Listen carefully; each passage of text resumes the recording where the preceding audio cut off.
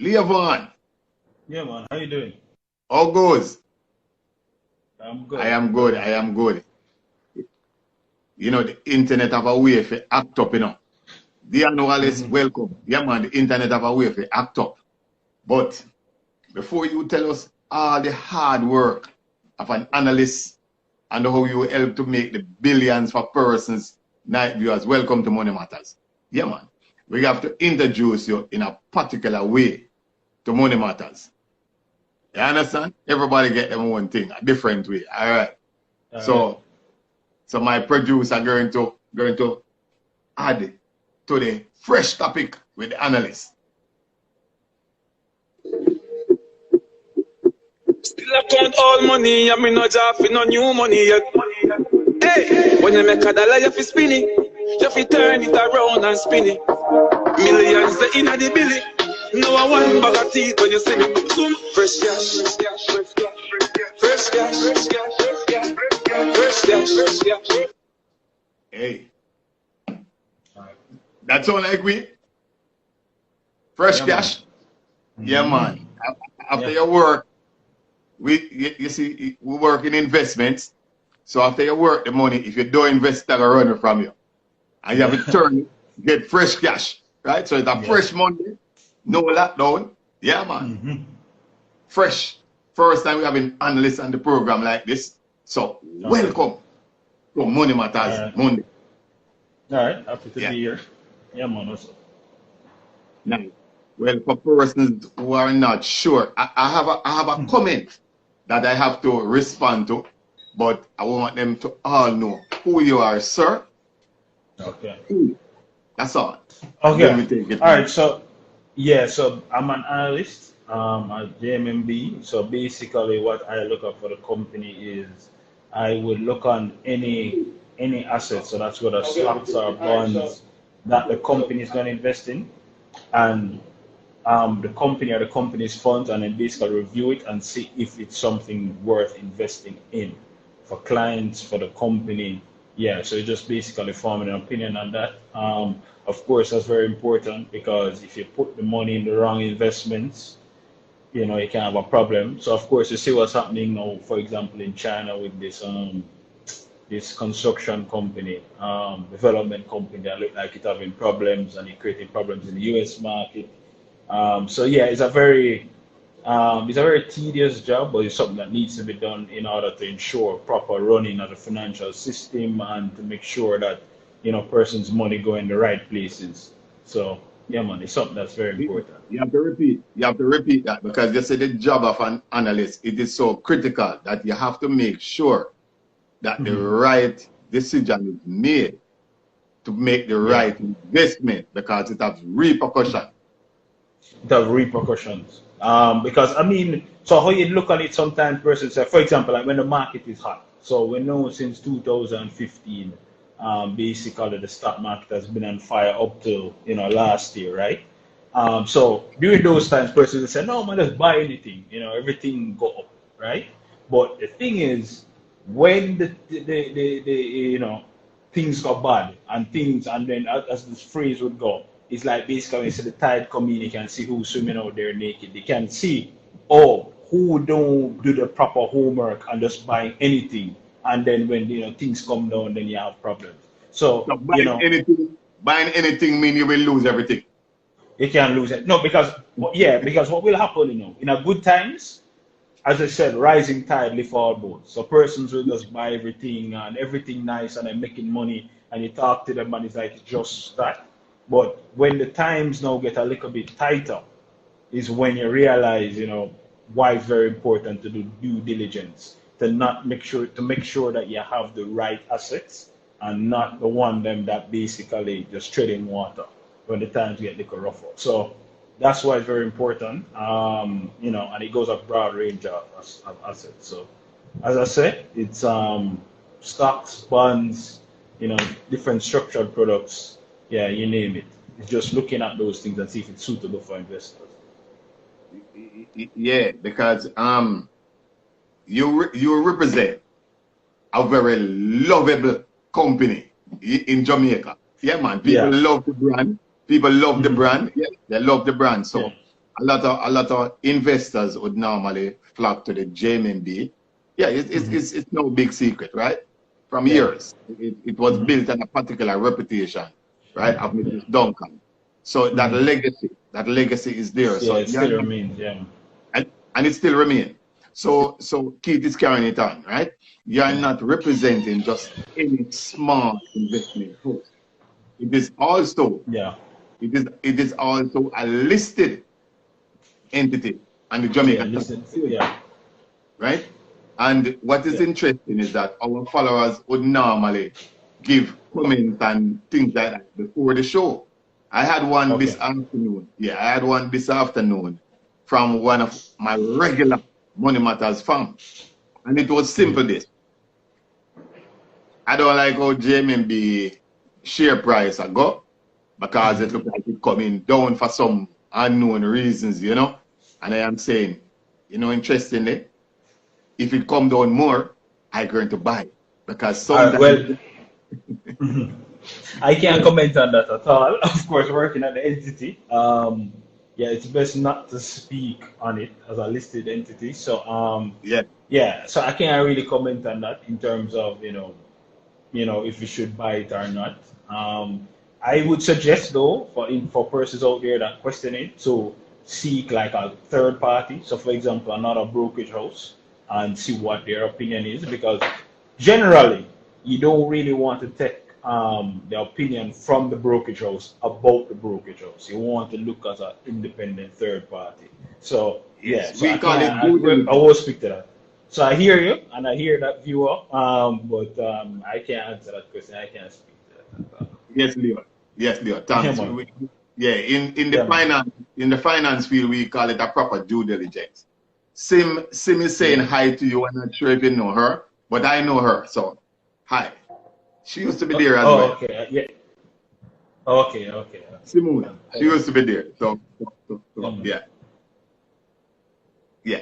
So the point we are getting to is that we believe that, as the topic states, strong investment decisions are made on good research. Good research. Yes. Is it something that we can agree on? And if so be the case, what are some of the things now that go into making that research so critical? So when you're doing the research, right, you want to... Leo, take this one. Because is asking that they need key insurance research ASAP. Oh, yeah, man. I guess it's something that we can look at.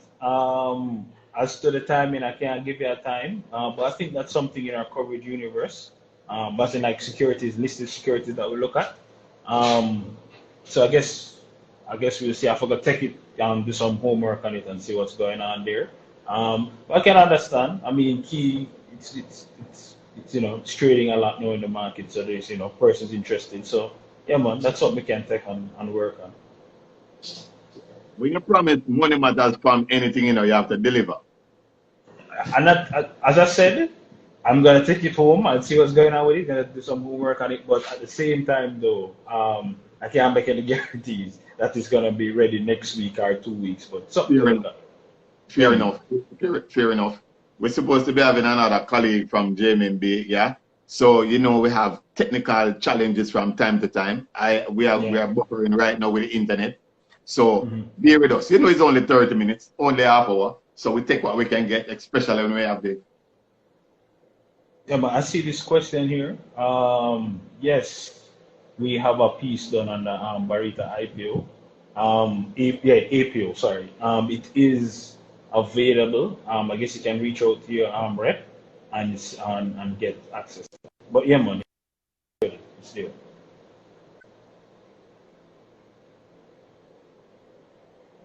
Sorry, you saying something? No, it buffering, and this is one of the things that we say. So another colleague supposed to hop on, but guess what? We are delayed in the waiting room. Yeah, so it's one of those things. Yeah. Okay.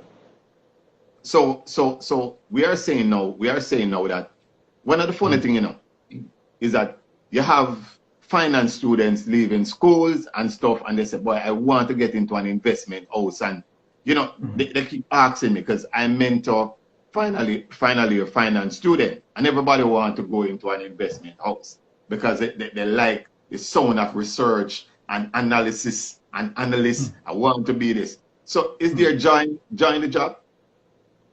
Yeah, I think so. It's all right. It's definitely not for everybody. Just like with, I guess, any job there is, it does require a lot of work in terms of learning the material, in terms of understanding how these complex financial instruments work. Just doing the hard research, going to different sources, putting together the information, doing the calculations. But it is very rewarding though, in terms of when you at least for me, when you look at a company and you analyze it and you come to a really good view on it in terms of really grasp what the company is doing, what's the value of the company, and then you actually write the piece and you actually see it play out. It can be very rewarding in terms of, like, I said, play out, like it's like you'll say, man, you expect the company to make $5 a year and then end up making $5.02, and it's like it's almost like you have a crystal ball. You call it right. Yeah, you call it right. you call it right. So it can be quite rewarding. And even again on the flip side, when you look on some other companies and you say, boy, this company not so good, and you probably want to avoid it for X, Y, and Z, and then something happened 2 years later, and because of X, Y, and Z, you see it in problems, and you said, boy, it's a good thing we did the research and we will avoid that one. So it can be quite rewarding from that perspective. But yeah, again, I don't want to make anybody think it's all, sunshine and roses. With anything else, you have to put in the work. But I think it can be done for a lot of parties out there. It's not unreachable though. It's not untouchable. It's something that can be done with just a little bit of work. And it can be quite rewarding too. In all my time in investment, one of the key metrics that we use to measure performance is normally the PE. And customers are like, look here, I don't want to hear about the PE. Just start to me in English. Start to me in English. All right. So with the PE, right? The major thing you need to remember, the major thing, PE and price to book, which is a similar metric. The lower, the better. The higher, not so good, right? Now, that's just the basics of it. There's, of course, a lot of caveats. The lower the better. The lower the better. Comparing two things. But there's other caveats to it, though. So I don't want to make it seem too simple because, you have to take into consideration the growth rate, reoccurring earnings. So there's a lot of other things. But the basics of it, the lower the better, right? That being said, though, it is a very good valuation metric in the sense that, in essence, what it's trying to do is comparing apples, trying to create an apples to apples comparison. So, for example, if I said to you right now,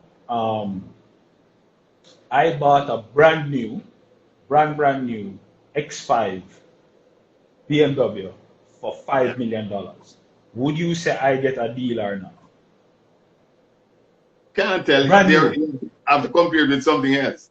You have to compare it to something. The only way you can say, boy, you get a deal on that brand new BMW is because whether consciously or not, you know that hold on, a BMW worth, a brand new one supposed to worth like 20, 30 mil. So the fact that you get it for 5, that's a deal. So you have to compare. That's a good way. Just like, for example, if you're buying a house somewhere or something, you'll know that, all right, paying 20 million right here is a good price because you have an idea of what properties in the area are worth. So you need a comparison. The PE basically gives you the ability to do that comparison because you can't look, for example, on NCB at $130 and then you look on, for example, now Scotia, which is at $40, and then you guys say Scotia is cheaper. That's incorrect. The PE is a way now of saying, oh, Scotia is at a PE of 11, NCB is at a PE of, well, I don't know the number, but let's say 15, Scotia is cheaper. So that now gives you that idea. But it's also possible, that NCB can be, for example, at $200 a share, and using the PE, you find out that NCB is cheaper, even though it's at $200 a share, and the other thing is, for example, at $1. So, for example, I don't even remember this when Lime was listed at cents. And persons will look on it and say cheap because it's cents. But it's a company that was losing money. So, in essence, it wasn't really cheap per se. versus another company now like a NCB or whatever, which is all the way up to $200, which you could consider cheap on a PE basis. So it's just a way of measuring, then doing an apples to apples comparison. That's all it really boils down to. That's the essence of it. But again, as with anything, you can go deeper and you can come up with you know, a more refined understanding of it. But that's just the basics of it. Welcome, Katie. Money Matters is happy to have Leo on, an analyst from the JMB. Now, what you have in your suitcase now? Is there a stock you have in your suitcase that you have done some work on, that you want to tell us something on, that we can, you know, rev up ourselves? All right. So in general, listen, this is what I would say in general.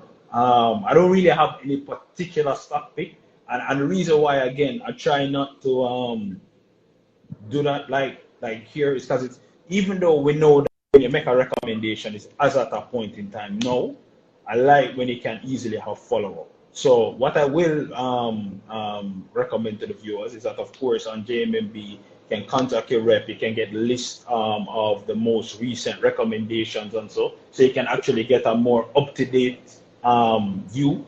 That being said, though, right now there's a lot of companies in the market that you can say the valuations, you can say the, you know, the cash flows and sort of goods. So, for example, again, I'm not really speaking to value, but for example, if you look on like a Honey Bun, they're doing very well. A lot of cash flows, no real debt on the books. You know, good growth in terms of the revenue and profitability. So you see a lot of strength there. If you look on Lumber, for example, in their recent earnings, they're trading at about 11 times trading earnings. They're doing very well. Honey Bun? Excuse me? Honey Bun? Yeah, Honey Bun was one, yeah. That's the first one. Strong, good ROE, good ROA. Again, these are just some, you know, terms, but again, you know, you have the full reports out there so you can get a better understanding for your viewers. And then you have companies like Lumber Depot, that one is doing fairly well. If you look on their numbers that they put out recently, you know, you see some strength, a lot of strength in the revenue, profitability. The PE is about 11 times, so it's relatively cheap on that metric. So yeah, I have a lot of things going out there good right now. I don't really have anything in my back pocket per se that I say, this is the stock that you know, the viewers need to go there and get right now. But what I will say though, you know, again, the notes are out there so they can get that you know, from the reps and build on the portfolio. Leo, that's a lot you just did. Because let me tell you something. For one, the brokerage house normally have like a recommendation list. Yeah. Right? And I'm sure persons don't know that. So you don't have to guess now. You can check your brokerage house and say, what are you recommending? So this month they might be recommending something else. So you follow your brokerage house to find out what they are recommending. A critical information on that, man. Yeah, man, that's critical. Yes. Is research produced it? Yeah, excuse me? Is research produced it, right? Produce that report. Yeah, it's a combination between different departments that, you know, track it. But yeah, it's based off our research, and then you know there's some basically some changes to the presentation and, you know, the updating of it. But yeah, it's based off our research. The next thing to bear in mind too, you know, is that with any stock, it might not be suitable for every investor. So for example, if I look, for example, and I say, you are someone that's older and you want cash flows, that's what's important to you. You're going to look more for dividend paying stocks. If you're a younger person and you say, boy, you know, I just start, you know, in my early 20s or whatever, you might look at more growth oriented stocks. So that's the reason why, again, it's very important that an investor know when getting their recommendation, it's linked to their risk tolerance and what their goals are. Because someone might not need or want, you know, that big growth stock. They don't need their stock to move 20, 30% in a year. What they want is something that's going to move marginally, but it's going to give them stable dividend income. So that might be like your Scotia Group, for example. That might be, you know, your more blue chips, you know, like your NCBs or, you know, Jamaica Broilers, those companies that pay consistent dividends. So, you know, it's, yeah. Leo, let me, hey, Arville, yeah, Arville, welcome. Arville had posed a question earlier, but here this Arville now. Remember, He's licensed, right? And because of ethics, he can't comment on JMB. You can't comment on JMB. You see how easily he could have commented on Onibon, Lumber Depot, but he can't comment on JMB because it's a product of JMB. I can't comment on it.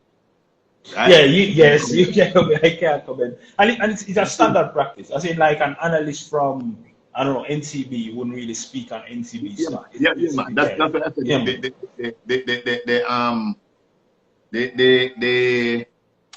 The sector is governed by a lot of ethics because I am from here. I'm from here. Yeah.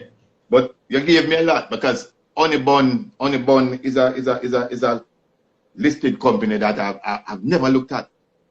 It's a junior market stock. So of course, coming and you see again, that's why I'm saying with these recommendations, you have to be careful because, all right, let's say your portfolio, you know how your portfolio is. You have a $300 million portfolio, right? So because of that now, a honey bond that has, for argument's sake, the average daily value that trade on honey bond in terms of the amount of shares that trade and the money for those shares is about $300,000, right? No, I think it's up now. It's about $700,000, right? But if you have a multi-million-dollar portfolio, that stock might not work for you because it's not liquid enough for you to get any good amount of shares. Leo, let them know that the you are referring to is not me. Just let them know that. Yeah, but it's you talking. No.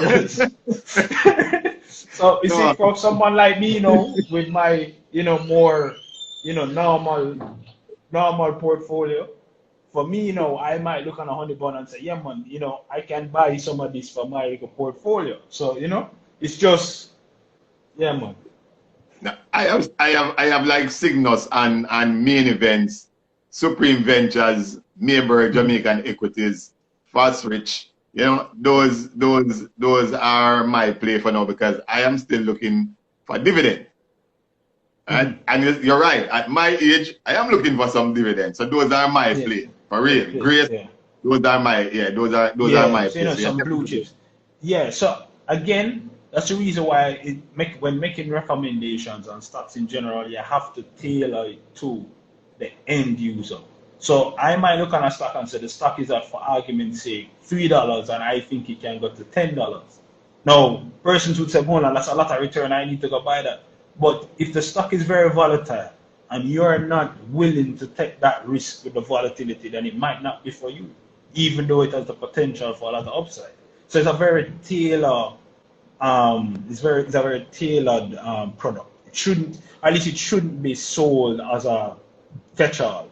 For argument's sake, it needs to be tailored to what the client wants, because without that, you can have clients ended up very dissatisfied. Like them buy the thing today, then come back 2 years later, want to sell it down 30%, and them say, "Oh, where all of my money gone?" Because they don't understand the risk that might come with a particular asset. So, Leo, I believe one day we're really going to have the Money Matters Index Fund. Yeah, man, because he wants me to get to 300 million, and he's telling me at 300 million I can have that fund. So stay tuned for it. Money Matters going to have Money Matters Index Fund listed on the JSE. It's no joke. Might be 5 years, might be 10 years, but that's where Money Matters aiming to. It's funny. We started the program with Movado, fresh cash, and Movado is telling us that we must reinvest the money, fresh cash, turn it over. Here, we have to turn over what we get into dividends and stuff like that. And you are showing the pathway that is not every stock for everyone. And I'm happy that as an analyst, you are telling them some of the things that you have to look for. Your age going to decide what you buy. And I mean it's classical, because a man believe that I can buy the whole 100 stock on the market. It's not going to help you. Yeah, it's not. Yeah, it's probably not best for you, because you have to understand your risk tolerance. And as the setup goes, the more risk you're willing to take, generally speaking, the more return you can expect. The less you're willing to take, less return you can expect. So if you're someone that you look at your portfolio, you're down 20% this month, or or 6 months time, you can sleep well at night, then maybe it is for you to look more into junior market stocks or more volatile stock. If you're someone that if you say that come like you can't sleep, then maybe you need to look at blue chip stocks, some bonds, and some other asset classes less volatile. So, you know, it's knowing your risk tolerance is the aim of the game. So as a research analyst, not only is it that you are looking at stock, but you have to look at other investment tools, bonds, right? Yes. Real estate funds. You name Yes. it. Okay. Yes. Yeah. Okay. Well, I am very happy. Arvel is drawing me out and asking me to make a comment. Arvel is asking me to make a comment. All right. All right, Arvel, I'm going to make a comment publicly because I have the right to, right? So, the price point that with JMB at, I'm not asking anybody if that stock is not undervalued. So for me, I am encouraged looking at the price that if it go, I won't tell you if it go how much more. I'm going to go do live trade that you can see that I'm buying it live on JTrader Pro. I guarantee you that one, Arvel. So I am watching it.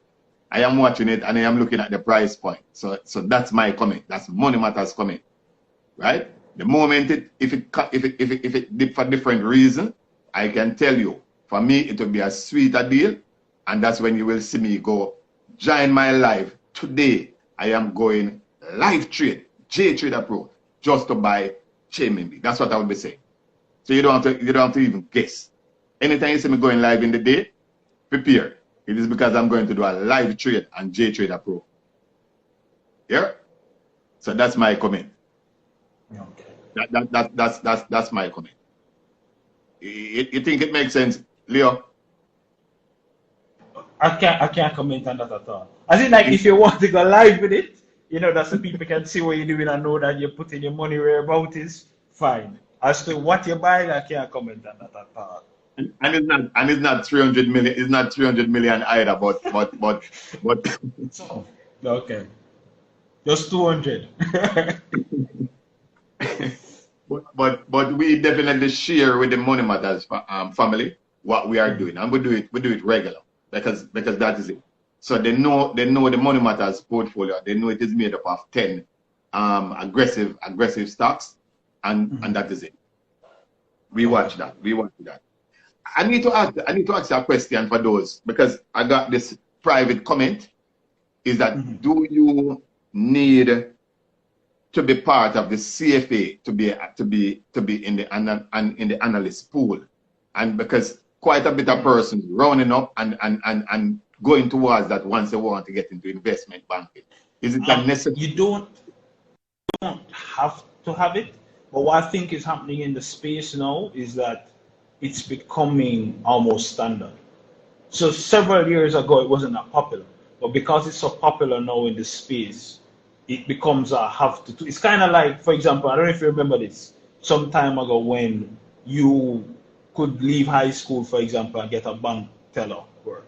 Nowadays, because everybody have a degree, it's like in order to get even a basic job you need it, it's almost like it becoming like that. It's like because so many persons have it now, it's like if you don't have it, they're like, well, we can find 10 persons to apply that will probably have it. So that's what's happening, but you technically don't need it though. So you'll see some persons in the space, but younger persons coming in the space, most of them definitely have it because, you know, it's not prevalent. Leo, could you just like how you explained just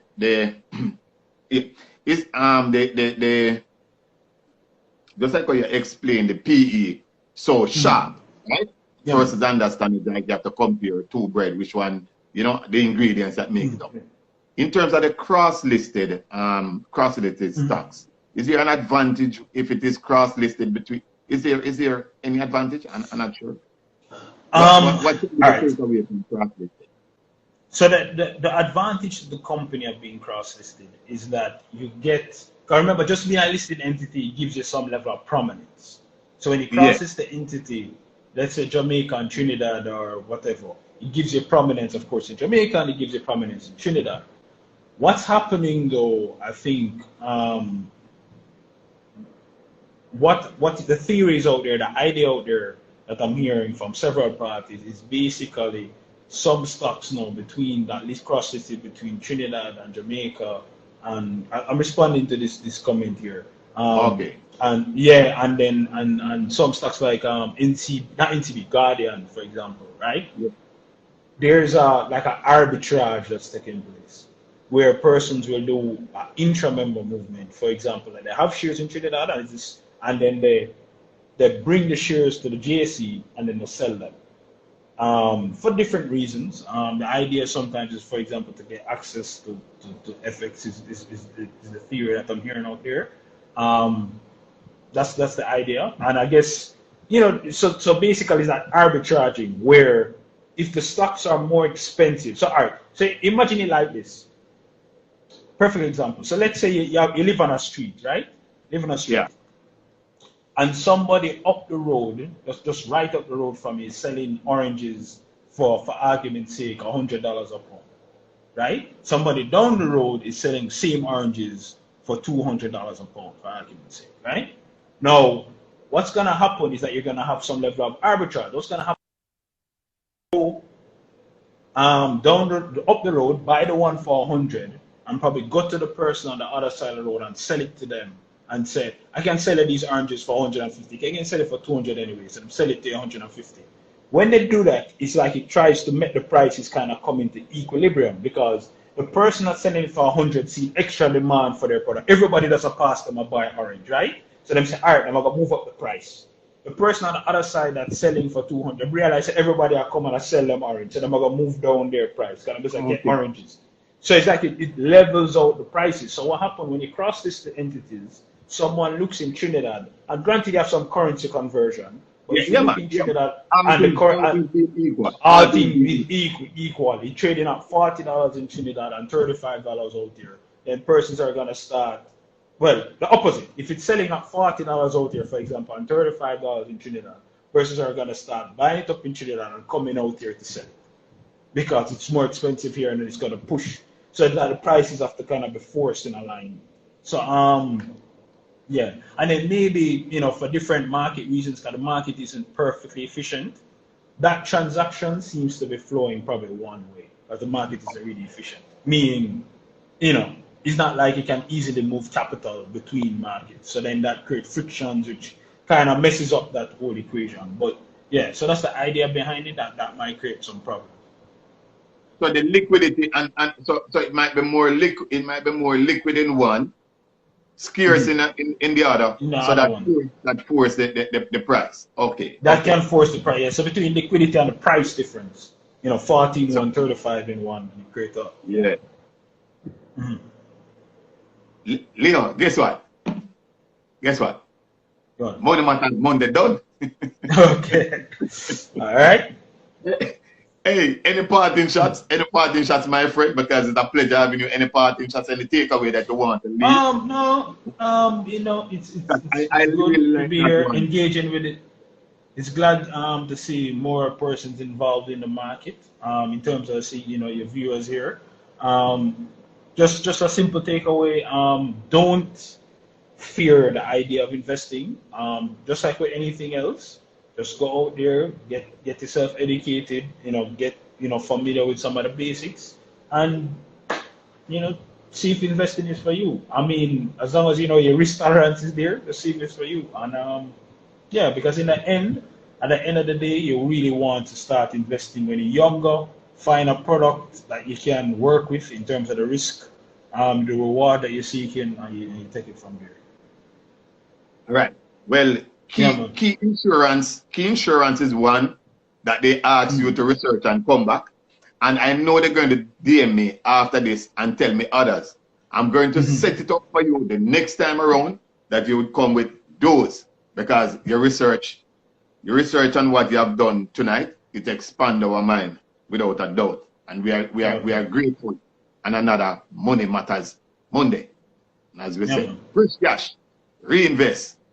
All right. Thanks, guys. Thanks for all your comments. Money Matters.